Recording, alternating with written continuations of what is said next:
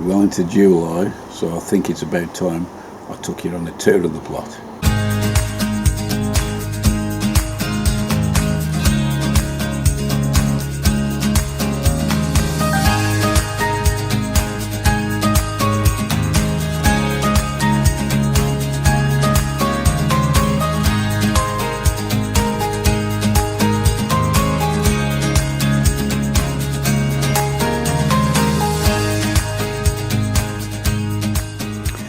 A little warning before we do start the tour.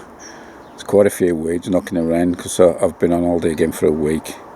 And I'd like to thank at this point the people on site who's looked after my plot with the water and that, and they know who they are. Thanks very much. So let's get on with the tour. Moving on to the salad bed. I think you saw me in the last video having to rip the radish out because it had bolted and gone woody. I might try and get a few more raspberry in. I've got some more lettuce and spring onions to go out into here. Some nice big lettuce still, we'll be able to pick a few, and the beetroot that's ready to come out as well, along with the spring onions. The sweet peas have done a fantastic show this year. We had quite a few pickings, and also marigolds. A couple more red lettuce, and this comfrey here, it's hard to believe that just over a week ago I chopped that down to the ground, and the speed that's grown, that'll be going back into the big brew pot a bit later on. Moving on to the first bed, let's go on to the extremes here and have a quick look at the peas. These are the Earth Green Shaft. I've got a fantastic crop off these, and I think I'll be taking the pods off a bit later on today and probably shelling them while I'm watching the England football match, and it's the same on the other side. I must confess to stealing a few pods on the way while I've been walking up and down the borders. In the middle here we got these are the Swedes. These went a bit leggy when I planted them, but they seem to have picked up reasonably well. And there's the parsnips. These here are these are the Gladiator F1s, and again I'm going to be, within the next day, I'll be taking the collars off because the last couple of years I forgot to take them off, and the parsnip actually forces its way up into the collars. Bed 1B here, this has got a mixture of the Crimson Crush, the Cosmos, and there's some dahlias in there as well. Crimson Crush have just gone haywire. It's hard to take side shoots out of these because they put like main stems out rather than little twiggy side shoots. So I got to a stage now where I'm just leaving them, and everyone's throwing flower heads up. So hopefully we're going to get a very good crop of this. Some of the dahlias are just starting to come into fruition there, and also the Cosmos. So I'll get another couple of weeks, and I reckon this will be a nice lot of colour. Onto the last bed C of the first bed. We got the celery. I was a bit late putting this out, as you probably saw after the last video or so, but it has thickened up. I got one or two little gaps of peeling, but I'll give these another good soaking, and I'm sure that'll be okay. And the last thing in the bed there is the sweet corn. This is the incredible F1. For the first few weeks I was actually ripping the stems off at the bottom, but now I'm going to let them come into flower and fruit, and the tassels are starting to form at the top. So hopefully in the next few weeks they'll also be coming on. Moving on to bed 2. I don't know how well this will show through the net, but as you can see we've got quite a few weeds in amongst the Brassicas. I'll have a day on these early next week. Hopefully they shouldn't take a long to come out because they're on the annuals. These towards the front here in this bed of Calabrese. Along the very back, again I'm not sure how well this will come out, sprouts. They'll need to be getting tied up into their support stakes a bit later on. Going in towards the centre of the bed, the cauliflower.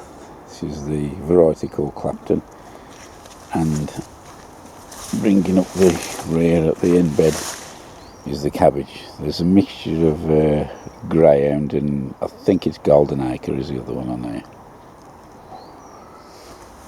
the third bed, which is the onions. In this first part here, we've got the mixture of the long red Florence, and I think there's a row of the Zabroon banana shallots. And across the other side here, we've got the traditional leeks, the musselburghs. And just down to this side, you notice the colours different in the foliage. These are the blanch leeks, although I've yet to actually blanch them, put the collars on. But I'll try and get round to them and all next week. Onto the middle bed. These here, you may recall I ripped the garlic out. These are the pot leeks, and I can see the difference in a week that's happened since I've planted them out. Got a few more Zabroon shallots in there, and bringing up the back, I think there's a couple of rows of the Robinson's Mammoth. The last bed on the onion section is these. This is a mixture of the Robinson's Mammoth and also the Kelsey onions, which is the ones, the seed they had off Pete Edwards. And considering these have been grown without any light or anything like that, I'm fairly happy with these. I can definitely see them bulbing up now. We have passed the longest day, so in theory that's when they should be putting some size on. I did weed this before I went away, and they don't look too much else need doing to it. I might give it a watering with the house pipe, depending if we got any more rain coming. We did have a little shower last night. The very end bed on that plot is potatoes. These are the Charlotte. As you can see, the foliage has started to collapse now, so I guess them are ready for harvesting, although I've still got 7 buckets of Swift to fetch up. And the next 2 beds are the Saw Palmerias. Most of the sunflowers there poking their heads up. I noticed when I did come back yesterday that a couple of them were missing, and I wondered what had happened, and what's happened, they've broke away from the moorings and the heads have just fell into the foliage and started to turn upward. So I'll be having to rope those back up to the stakes a bit later on.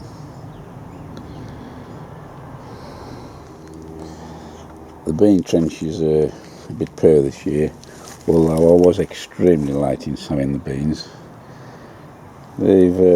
I've got 1 or 2 flowers coming on, so I will get something off, although I'm not really expecting a lot. On the back we've got the runner beans, and on the front we've got French beans. So I say there's more weed. The weeds are doing better than the beans actually, but come on at that. The very first tank of carrots that I sown right at the start of the season, they're more than ready now. In fact, they need watering. Had a fill around, and these are again the sweet candle.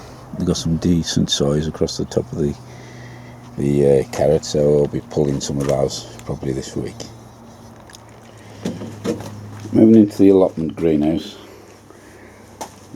got cucumbers galore. I've had, I don't know how many cucumbers off here, and there's still loads and loads.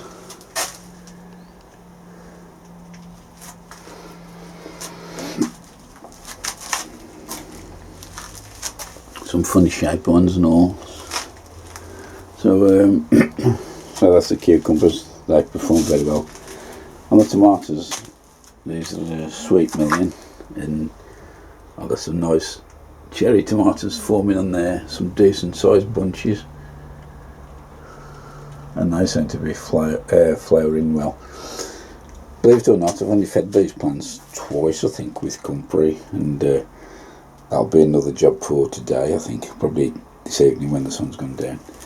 But on there, these are called Latar or something, and we've got some red tomatoes ready for picking already. These tomatoes, I think, which you can actually stuff with different feta cheese and stuff like that. On the peppers, they put plenty of growth on, but there doesn't seem many fruits forming, although I just noticed a couple of flowers on this one, but another one on there. So these are, well, my peppers always seem to be very slow. I think I might need to start them off a bit earlier in the season to do any good. But yeah, cherry tomatoes fine, cucumbers fine, peppers are a bit slow. That's the state of the greenhouse. The cherries have all gone now. I did have a few pickings, although the blackbirds, they had more than their fair share as well. First fruit tree we got is the egret russet, and that's absolutely loaded with fruit. I did give this a good pruning at the beginning of the season, and it seems to have done it good. This is probably my favourite apple actually, and none of these will go to waste.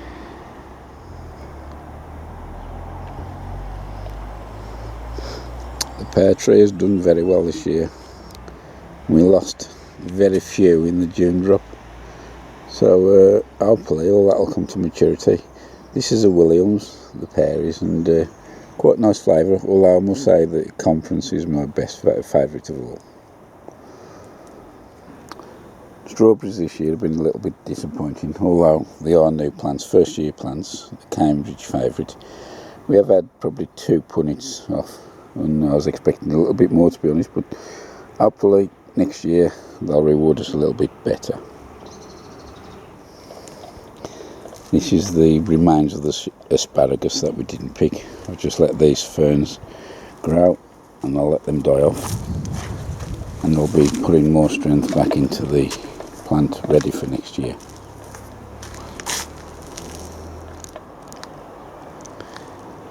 This is the trusty unknown apple variety which just crops and crops and crops, and the fruit just lasts forever. You may recall last year I did pick some at the end of the season, left them in a little plastic blue mushroom tray, Z side through all the snow, and I still ate them. They was rock hard. It was fantastic. But again, this is laden very, very heavily with very little drop in June. Moving into the garden now. These are the tumbling tom. You saw me planting in the hanging basket a few episodes back, and as you can see there's loads and loads of flowers on. Again, this basket's only been fed once or twice, so I need to get that sorted. We'll finish this one off with a look at the baskets. Although this basket of begonia seems to be struggling a little bit, although all the wall baskets and hanging baskets are actually fitted to an automatic watering system twice a day, so it's not through lack of water, there isn't. Looking at the other one there, it don't seem too bad. It's got plenty of flowers on. And again, these need feeding. They've only been done, I think it's twice. Moving on to the hanging baskets, these have performed really well, and hopefully this year I will intend to keep the tubers back.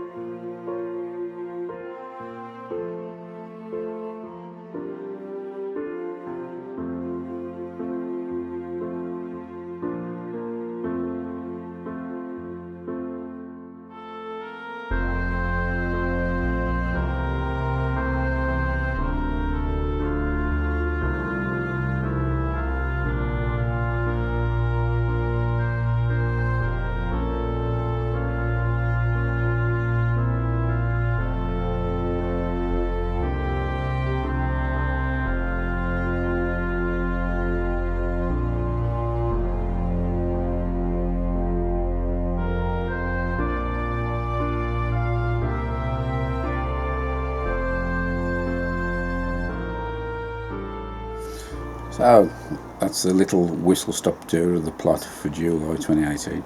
I hope you enjoyed it. As you can see, there's quite a lot of weeding needs to be doing. It's amazing how much they grow in a week.